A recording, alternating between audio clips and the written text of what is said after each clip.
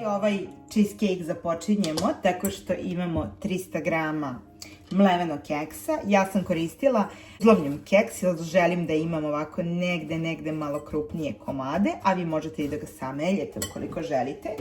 I u 300 grama keksa ću dodati još 100 grama otopljenog putera. Zatim dodajem 5 punih kašika mleka.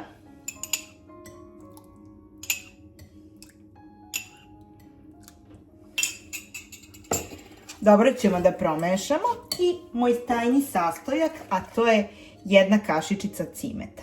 Cimet se tako dobro slaže u cijeloj ovoj kombinaciji, samo nemojte da preterujete sa njim, onako malo daje mu jedan baš lep ukus i sada ćemo sve ovo dobro da izmešamo.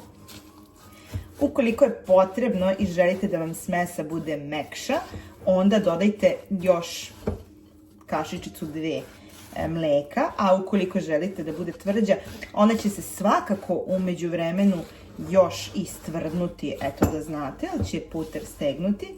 Ja volim da bude onako kompaktna, čvrsta, rastresita i ne previše mekana, pa je ovo za mene neka savršena mera, a vi naravno možete uvek da kontrolišete mekoću kore dodavajući još malo mleka ili smanjujući mleko. I kada smo sve ovo lepo izmiješali, sada ćemo da je prebacimo na jednu podlogu. Ja ću raditi cheesecake prečnika 10 inči, a vi naravno možete po vašem ukusu da smanjite ovu meru ili da je povećate, kako god vama odgovara. Znači to je onaj malo veći. Znači ovo je ona klasična veličina kalupa za cheesecake. I sada ću sve ovo dobro da utapkam onako u jednu finu čvrstu smesu.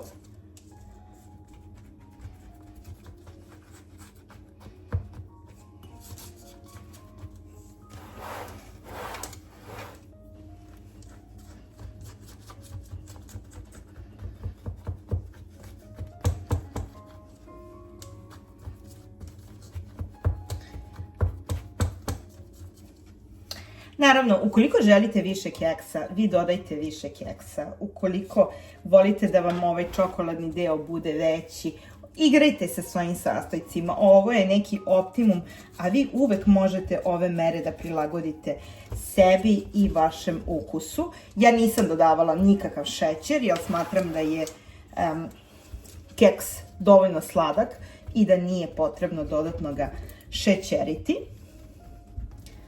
Ovo sada ide u frižider, a mi prelazimo na sledeći deo. Ja ću sada 200 grama čokoladnih ovih dugmića, a ukoliko imate normalnu čokoladu, samo je isitnite da bi se što bolje otopila, da preručim ovako u jednu vrećicu.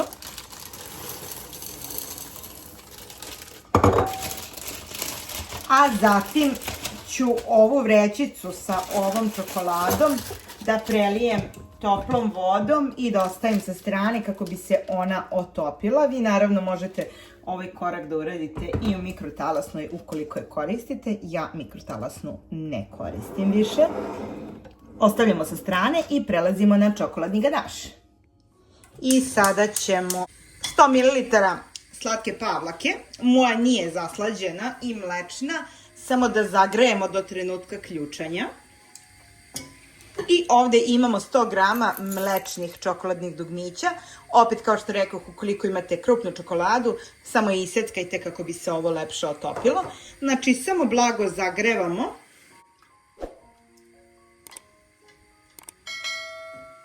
I sada ubacujemo naše čokoladne dugmiće. Mešamo blago dok se sve ovo fino ne otopi.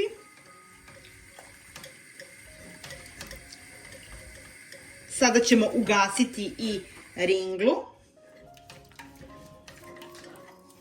Znači dok se ne otopi i postane jedna svilenkasta tekstura, koju će morati samo na par trenutaka dok umutimo onaj čokoladni krem koji ide između da samo prohladimo kako bi ona mogla direktno preko tog čokoladnog krema da ide. I vidite, kada se sve lepo otopi, ostavljamo je sa strane, ne u frižider, umutimo drugi fil. I ja ću sada u 500 ml slatke pavlake. Moja slatka pavlaka nije zaslađena. Sada takođe 500 grama mascarpone sira. Znači koliko slatke pavlake, toliko mascarponea.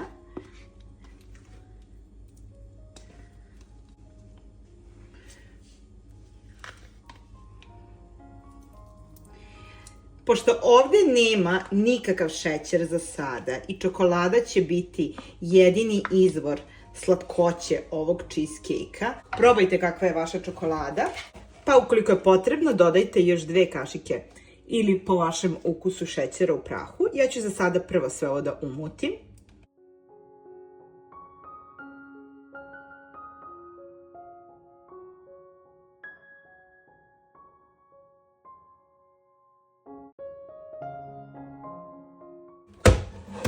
Dodat ću 2 kašike šećera u prahu.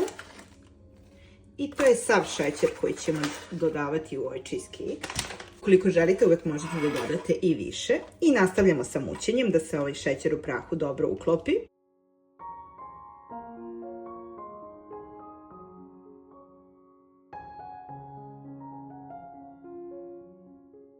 Pazite samo da ne premutite cijelu ovu smesu. I ja ću sada dodati 200 grama mlečne otopljene čokolade.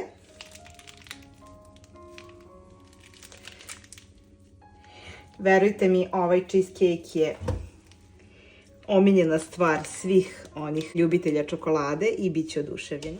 Možete naravno da koristite i tamnu čokoladu sa više procenata kakao, ukoliko želite da ima onu gorču varijantu. Ali, eto, ja sam se danas odlučila za mlečni cheesecake. I sada ćemo sve ovo dobro da umutimo.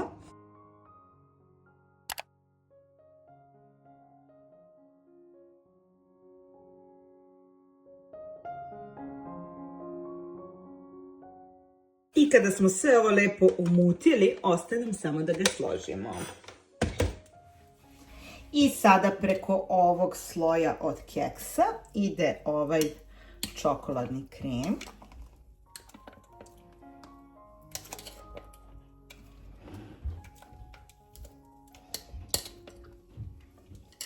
Samo ćemo ovako fino da ga poravnamo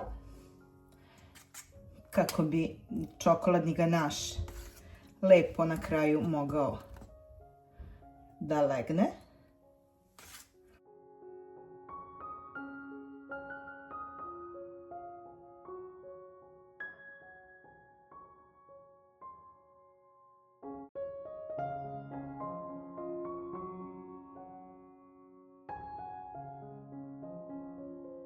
Prelivamo ga ovim našim istopljenim čokoladnim ganašem koji se taman sada onako fino prohladio. Nije potrebno ništa razmazivati, samo ću ga ovako razliti sa svih strana kako bi došao do svih ivica.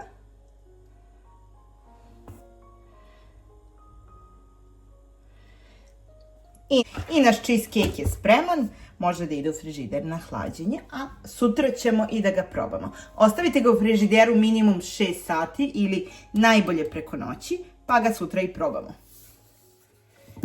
Cheesecake nam je preko noći odstojao. Sada ću samo da mu skinem kalup. Ovako ćemo jednim nožem samo da odvojimo ivice, kako bi se on jednostavnije odvojio. I da ga probamo.